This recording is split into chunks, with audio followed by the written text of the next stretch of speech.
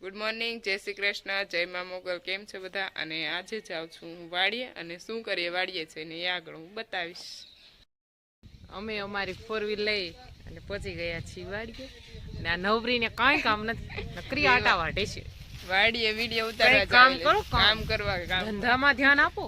કામ કરવા કઈ નથી આવેલી, ખાલી વિડીયો ઉતારવા દેવી. જો અમારી છે 4 વ્હીલ અને એ લઈને હું મોટી અને મમ્મી ત્રણેય આવી ગયા છીએ અત્યારમાં વાડીએ અને જોઈએ કે એ શું કરે છે કામ. હું અને હીરા જાય છીએ આટો મારવા વાડીમાં, કારણ કે અમારે ડોન આજે આવ્યા છે વાડીએ. નહીં તો એને વાડી આવતા આવે છે બળ પડે છે એને વાડી આવવું નથી, છતાં પણ તે આજે પુલપુલમાં વાડી આવી ગયા છે. જો અને હું અવાજ આવે છે કારણ કે એને ખાવું છે જમરૂખ, પણ જમરૂખ ખાવા માટે આવવું પડે દરરોજ વાડીએ. વાડી આવે તો જ મળે, નહીતર કાંઈ મળે નહીં. એ બે વાડી આવે ને એને બધું ખાધું એને મને કઈ મળે જ નહીં. તો તમારે ઘરે ના રેવાય, વાડી અવાય. નાની બેન ને હાસવવી, નાની બેન ગઈ ભાડમાં, નાની બેન ને હાસવવી પડે. આ બે કે અમે રખડવા પોગી ગયા છીએ. हम रखड़ते हैं हमारी गाड़ी में.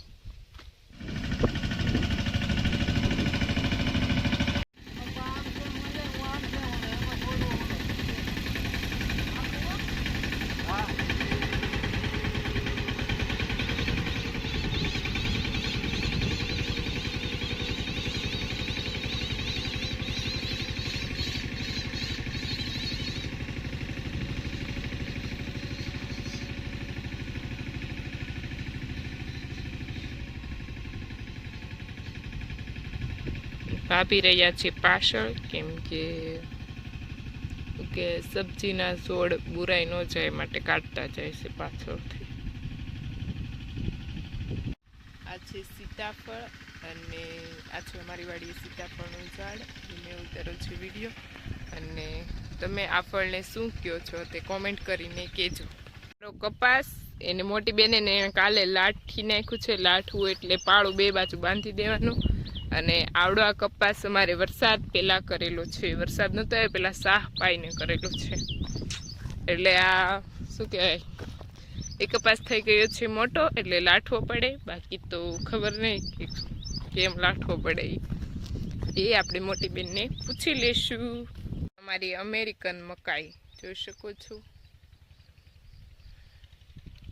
કેવી લાગી તમને અમારી અમેરિકન મકાઈ? આરે મને કંટાળો આવે વાડી આવવામાં, એનું કારણ કહું. જ્યાં જો એને નીકળી ખડ જ લેવા મળે. દેખ રહે હો અમેરિકન મકાઈ.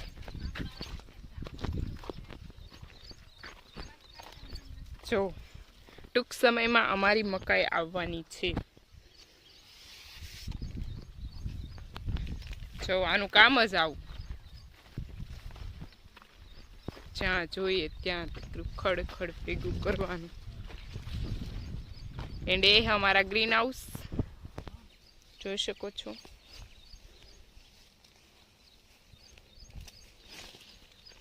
उसका बिजनेस है.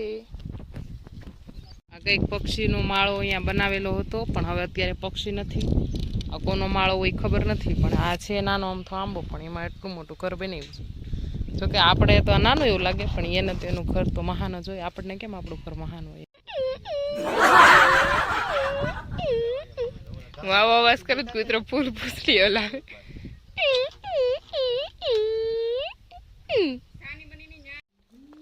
બે ચામાં દૂધ નખાઈ ગયું છે અને હવે બનશે ચા. ચા તૈયાર થવાની તૈયારી છે.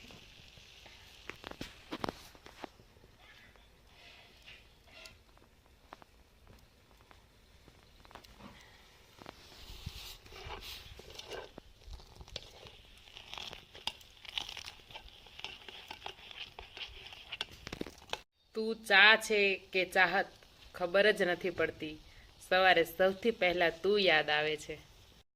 બેન કામ કમ્પ્લીટ કરીને આવી ગયા છે. કામ થઈ ગયું ફિનિશ, કારણ કે અમારે હતા આમાં પાળા બાંધવાના કપાસમાં, અને પાળા બંધાઈ ગયા છે. અને હવે જશું ઘરે હિરલબેને, કારણ કે આજે બહુ વર્ક કર્યું. વાડી આવ્યા તો તાવ આવી ગયો. જાણીએ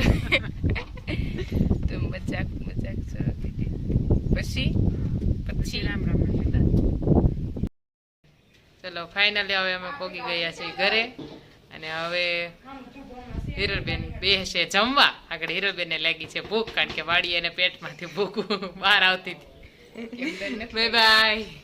ઘરે આવી ગયા અને જમી લીધું. તાતો વરસાદ ચાલુ થઈ ગયો છે, તો જોરદાર વરસાદ.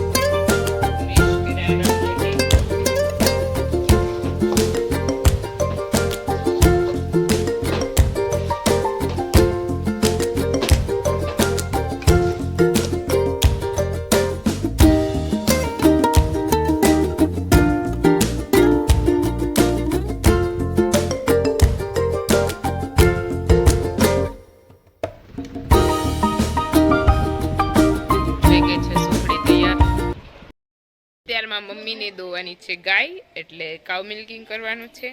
અને મેં મમ્મીને કીધું કે આજે વિડીયામાં લઈ, તો મમ્મી શું કહે છે કે કાલે હું શું કહેવાય ગાયને ચાંદલો કરીશ અને પછી હું વિડીયામાં આવીશ, કેમ કે ત્યાં સુધી એને ના પાડી છે. એટલે હવે જોઈએ મમ્મી કાલે વિડીયામાં આવે છે કે નહીં. અને મમ્મી અત્યારમાં ગાય દોશે અને હું કરી video shoot. A guys and Shivani ચોમાસાના લીધે બહુ ખરાબ થઈ છે, નહીં મમ્મી?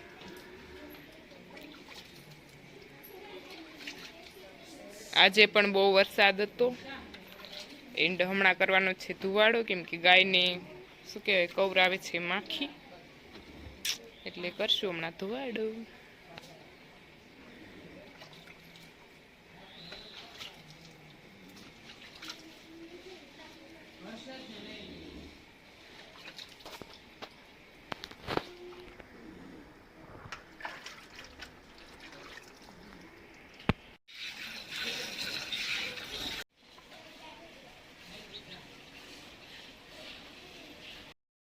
અમારા વડીલ વિચારે છે કે શું રસોઈમાં બનાવું, શું બનાવવાનું પ્લાનિંગ કરું છું.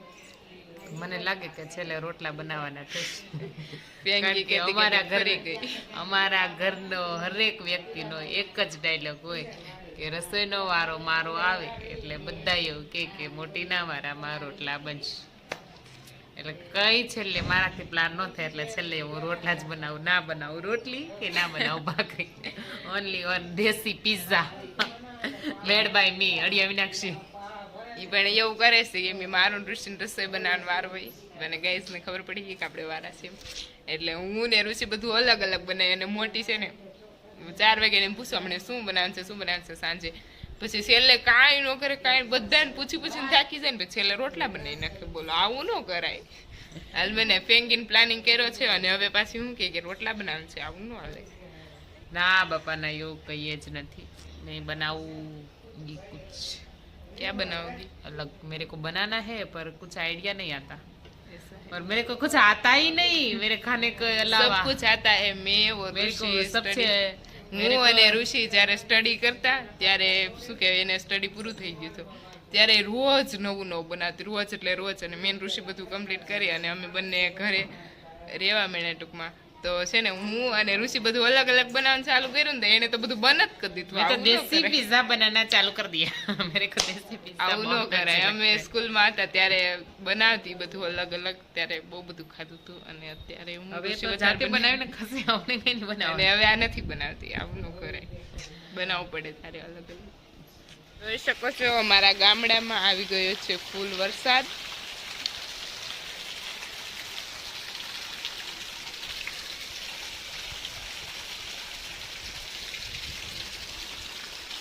પાણી જઈ રહ્યું છે.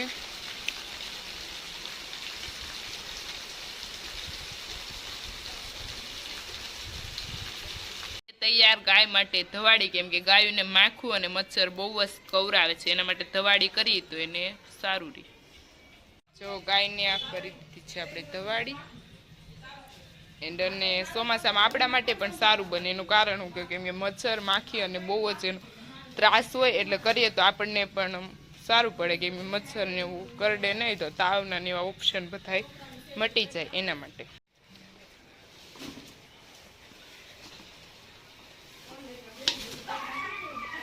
ગાયને એમ થઈ સુઈ લઈને આવીશ, માથા ઉલાળવા મીણી. બોલ, આવું ન કરાય.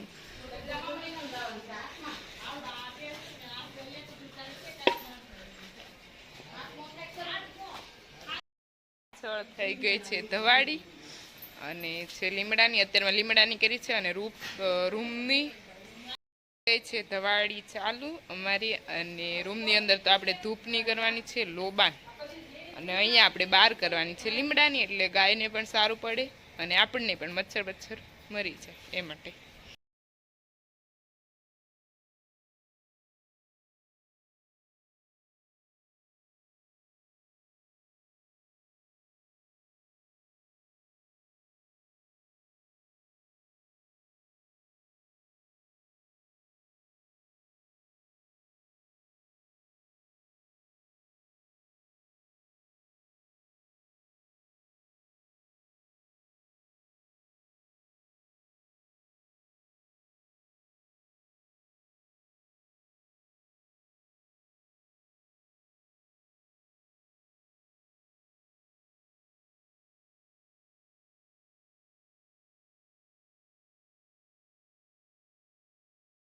ફાઇનલી મોટી બેનને રેસીપીના લીધે થોડા ખીજવા, એવું નથી બનાવે જ છે પણ મજાક કરતી હતી હું.